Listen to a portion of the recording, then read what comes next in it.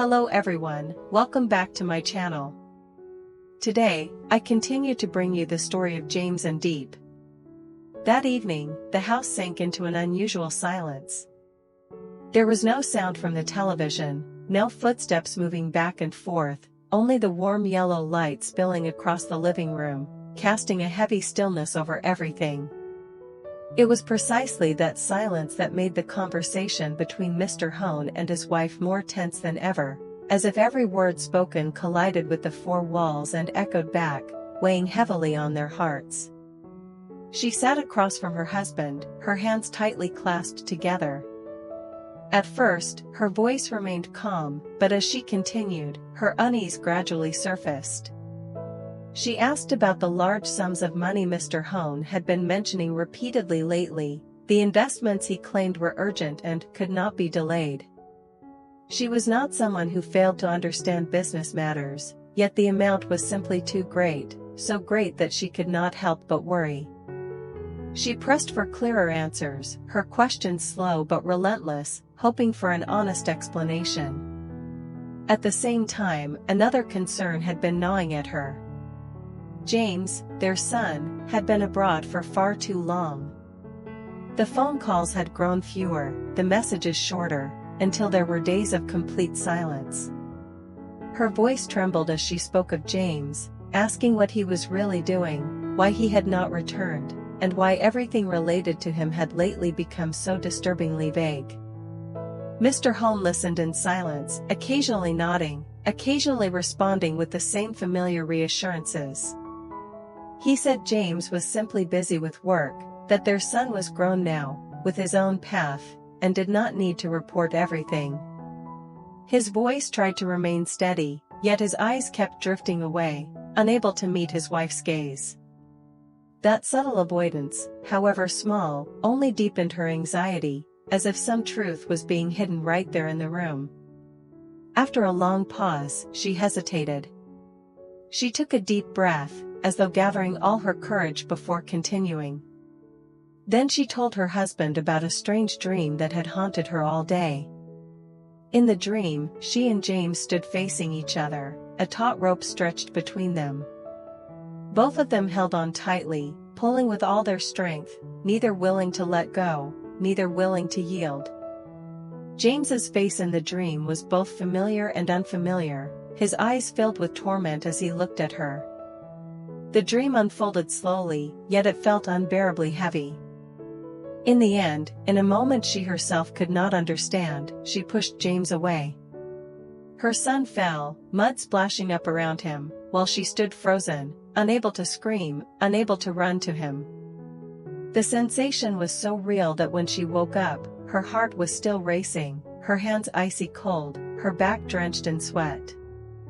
As she reached this part, her voice broke. She said the dream terrified her, not because of the mud, but because of the feeling that it was her own hands that had hurt her child. She looked straight at Mr. Hone, her eyes filled with both pain and resolve. She said that if anything were to happen to James, if he was hiding anything related to their son, or if his actions could place James in danger, she would never forgive him. The warning was spoken slowly, yet unmistakably. She said that if the worst were to happen, she would leave him forever, without ever looking back. The air in the room grew thick, as though every word she had just spoken was still hanging between them, not yet fallen to the ground. The conversation had not ended, and the things left unsaid seemed far greater than those that had already been spoken. Elsewhere, Diep was living days that seemed peaceful with little Nie. The small house was not luxurious, yet it was always warmed by the scent of freshly cooked meals, newly baked pastries, and the soft laughter of aunt and niece. Each day followed a familiar rhythm. Diep woke early to prepare breakfast, tidied the house, and then spent most of her time with Nie. As she worked, she talked, gently and patiently explaining to Nie the simplest things about life, about the world around them, and about the differences between children and adults, things Nie was still too young to fully understand on her own. Nie always had countless questions. Some were so innocent that they made Diep laugh, but others left her silent for a long time. Ni often mentioned Uncle James, the man who had promised her so many things, that he would come back, that he would take her out to play, that he would stay with Diep for a long time, yet rarely appeared.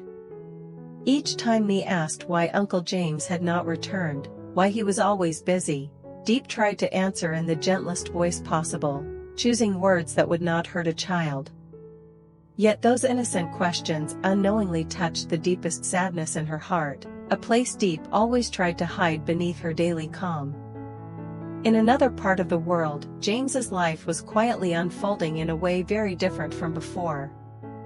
Once a CEO sheltered by his parents, accustomed to brightly lit offices, signatures on important documents, and lavish parties, James had now chosen a completely opposite path. For standing against his father and protecting his love for Diep, he accepted leaving behind everything that had once defined his old life. James's recent days blended into one another through exhausting labor.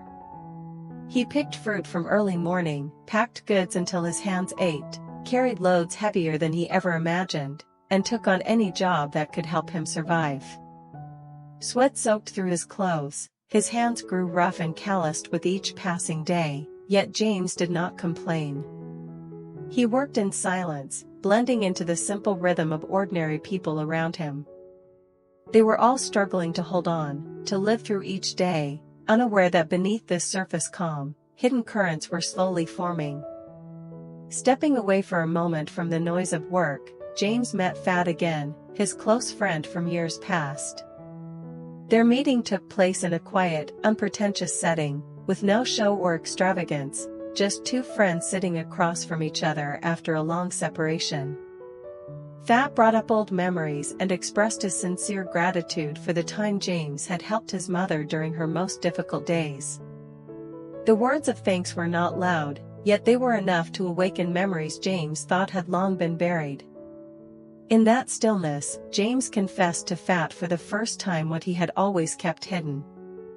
He revealed that he was secretly gathering evidence, little by little, with the intention of bringing his own father before the law. When he first began, James was resolute. He believed he was doing the right thing, that justice must stand above all else. But the deeper he went into the truth, the more violently his heart was torn apart. Caught between reason and blood ties, between responsibility and family, James began to hesitate. Images of his mother, her worried eyes, along with Diep and little Ni, kept appearing in his mind. He realized that each step he took affected not just one person, but many intertwined lives. His initial determination was gradually put to the test, leaving James trapped in a tangled web of emotions, with no clear answer in sight. James made his final decision during that conversation, a decision that was far from easy, yet one he was forced to make. He told Fat that for now, he could not reveal himself, could not return to face Mr. Hone or anyone else. Appearing too soon might only complicate matters and place Diep in even greater danger. James understood this clearly, even as his heart continued to tear itself apart. He asked Fat to stay behind, to act as if this meeting had never taken place, as if nothing had happened at all. Fat would continue his daily life and work as usual, leaving no suspicious signs. His sole task was to quietly observe every move Mr. Hone made, from business connections and secret meetings to any unusual steps taken behind the scenes. James emphasized carefully that if Fat detected even the slightest action aimed at Diep or her company, he must report it immediately and do everything possible to stop it, even if only to buy time. Fat listened and nodded. He understood that from this moment on, he was no longer just a friend standing on the sidelines, but had unwittingly stepped into a dangerous vortex. Yet seeing the determination mixed with exhaustion in James's eyes, Fat knew he could not refuse. Some things, if left undone, would bring a lifetime of regret. Before leaving, James added one more request that made Fat pause. He asked Fat to find a way to meet Diep, without saying too much, and without causing her panic. All he needed to do was warn her to stay highly alert, to be more cautious in every decision, especially those related to her company and business dealings. James knew he could not stand beside Diep in person at this time, and the weight of that realization pressed heavily on his heart. Still, he trusted that Fat was the only one who could help him do this discreetly. As James stood up and walked away, his figure gradually disappeared into the passing crowd, leaving behind an emptiness difficult to name. He understood that his silence was not an act of escape, but the only choice left to protect those he loved. With each step farther away, his heart grew heavier, for he knew he was trading short-lived peace for a future filled with uncertainty. Behind that decision, silent movements continued to unfold. Connections yet to be exposed, schemes still hidden, everything was slowly shaping into a rising tide. That tide would not crash immediately, but beneath the surface, the undercurrents had already begun to churn, signaling that unavoidable upheavals were drawing dangerously close. Will Diep realize the danger lurking around her in time? What will Fat do when caught between friendship and peril? And James, can he continue to remain silent as everything gradually slips beyond control? Don't forget to follow the channel and tune in to the next episode to uncover the intense developments ahead in the story of James and Diep. Xin chào tất cả mọi người đã quay lại với kênh của mình nhé.